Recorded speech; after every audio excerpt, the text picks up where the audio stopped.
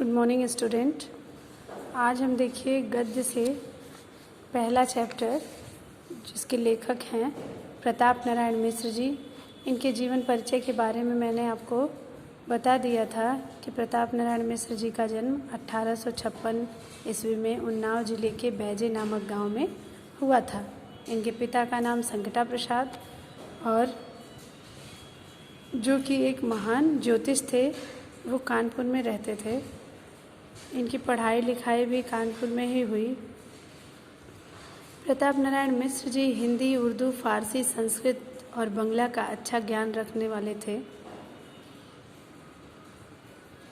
गद्य, पद्य और निबंध में इन्होंने अच्छी लेखनी की है। 38 वर्ष की अवस्था में ही 1894 में कानपुर में इनका निधन हो गया था। इनकी प्रमुख कृतियाँ कलि कौतुक, हठी हम्मीर, प्रताप पीयूष, गौ संकट इत्यादि हैं। देखिए कृतियाँ हैं और कृतियों को विस्तृत रूप में यहाँ वर्णित किया गया है कि निबंध संग्रह में क्या क्या लिखे हैं। प्रताप पीयूष के नाम से, निबंध नवनीत के नाम से, प्रताप समीक्षा के नाम से। नाटक लिखे हैं कलि प्रभाव, हठी हम्मीर, गौ संकट, रूपक, कलि कौतुक, भारत दुर्दशा, प्रहसन, ज्वारी खुआरी, समझदार की मौत और काव्य में मन की लहर, श्रृंगार विलास, लोकोक्ति शतक, प्रेम पुष्पावली, दंगल खंड इत्यादि ये सारी चीज़ें। संपादन, पत्रिकाओं का संपादन किया है ब्राह्मण एवं हिंदुस्तान। इनकी भाषा शैली देखिए, सर्वसाधारण के लिए अपनी रचनाओं को ग्राह्य बनाने के उद्देश्य से मिश्र जी ने बहुत ही साधारण भाषा का प्रयोग किया है अपनी रचनाओं में। उर्दू और अंग्रेजी शब्दों का प्रयोग किया है, कहावत मुहावरों का प्रयोग किया है। इनकी भाषा सरल और मुहावरेदार है। मिश्र जी की भाषा शैली कैसी है? हास्य व्यंग्यपूर्ण विनोदात्मक शैली है और गंभीर विचारात्मक और विवेचनात्मक शैली है। ठीक है। बात क्या है? एक निबंध है जो क्या है? हास्य व्यंग्य प्रधान शैली में लिखा गया है। बात जो आपके चैप्टर में है ये एक निबंध है और हास्य व्यंग्यात्मक शैली में लिखा गया है। ये चैप्टर है आपका इतना बड़ा। यहाँ प्रश्न अभ्यास है। अभी तक आपने पद्य का व्याख्या देखा होगा, सुना होगा, लिखा होगा, लेकिन अब गद्य की व्याख्या कैसे करते हैं ये भी जानने का प्रयास करिए कि गद्य के शब्दों को ऐसे अंडरलाइन किया रहेगा और इतने का व्याख्या आपको लिखना रहेगा। ठीक है। क ख ऐसे ही प्रश्न अभ्यास में है। तो आइए पहला प्रश्न अभ्यास का पहला व्याख्या, यदि हम वैद्य होते तो कफ और पित्त के सावर्ती बात की व्याख्या करते। यहाँ से लेके यहाँ तक का वर्णन करना है जो कि पहले पंक्ति में ही शुरुआत है।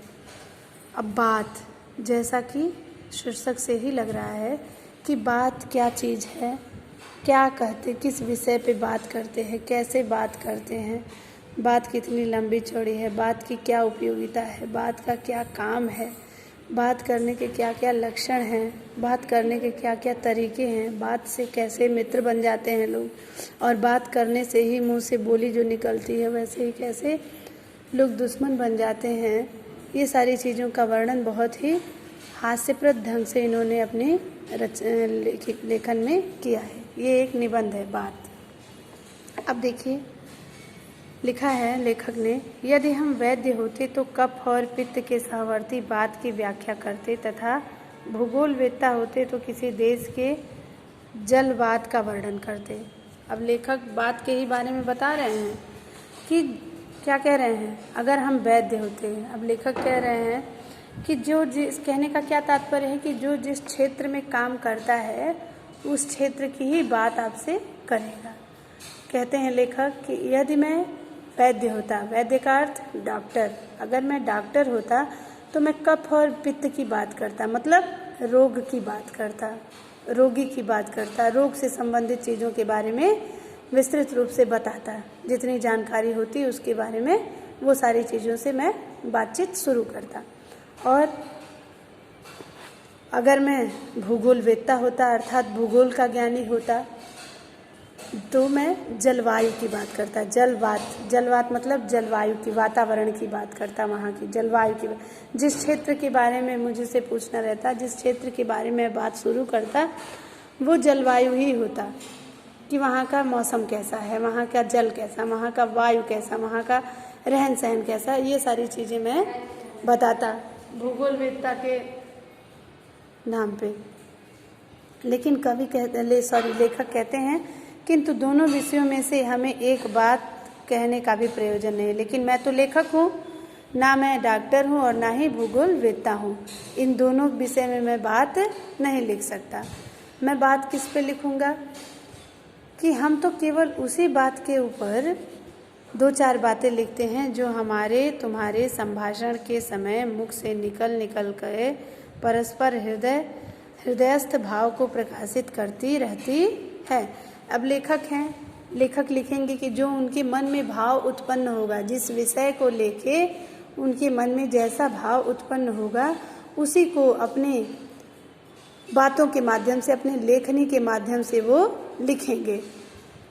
और लिखकर ऐसा लिखेंगे कि पढ़ने वाले के मन में वो सारी बातें आसानी से समझ में आ सके, वो समझ सके कि क्या लेखक ने लिखा है। अपने मन की बात को व्यक्त करते हैं अपने लेखनी के माध्यम से। लेखक क्या कहते हैं कि अगर मैं वैद्य होता या अर्थात डॉक्टर होता तो मैं कफ और पित्त की बात लिखता। अर्थात डॉक्टर क्या लिखते बताते हैं, रोग की बात करते हैं, रोगी के इलाज की बात करते हैं, दवा की बात करते हैं। और कह रहे हैं ना मैं डॉक्टर हूँ और ना ही मैं भूगोलवेत्ता हूँ कि मैं किसी मौसम के बारे में बता सकूं, किसी के जलवायु के बारे में, कहीं के जलवायु के बारे में बता सकूं। तो मैं ना ही भूगोलवेत्ता हूं और ना ही मैं डॉक्टर वैद्य ही हूं। मैं तो इन दोनों विषयों में किसी तरह की बात के बारे में किसी भी कारण को नहीं बता सकता। मैं तो बस वही लिख सकता हूं जो हमारे और आपके समझ में आसानी से आ जाए। उसी से संबंधित विषय पर लेखक अपनी लेखनी कर सकते हैं और आसानी से हम समझ सकते हैं उनकी लिखी गई बातों को। ठीक है, इस तरह से गद्य की व्याख्या लिखी जाती है।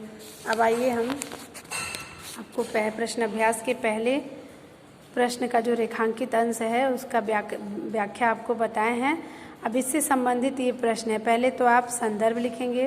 पहला प्रश्न क्या है, उपर्युक्त गद्यांश का संदर्भ लिखिए। संदर्भ लिखेंगे, फिर रेखांकित अंश की व्याख्या लिखेंगे। अब तीसरा प्रश्न क्या है, हम अपने हृदयस्थ भावों की अभिव्यक्ति किसके माध्यम से करते हैं। हम अपने हृदय के भाव को कैसे व्यक्त करते हैं, किसी से बात के माध्यम से। किसके माध्यम से, बातचीत के माध्यम से।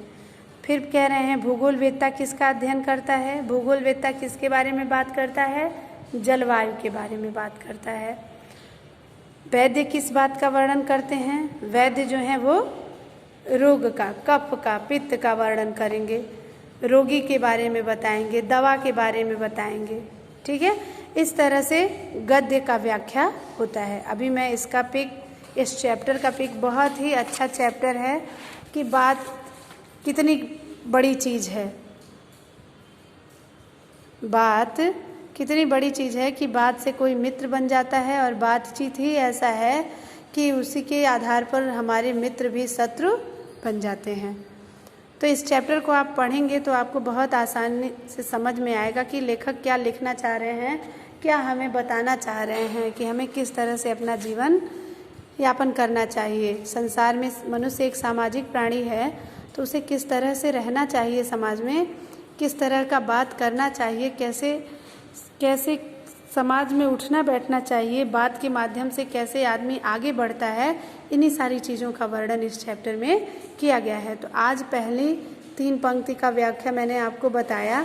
इस वीडियो को ध्यान से सुनेंगे और अभी फ़ोटो खींच के मैं भेज रही हूँ, उसको अपनी कॉपी में लिख के इन 3 लाइन का व्याख्या आप याद करेंगे। ठीक है, धन्यवाद।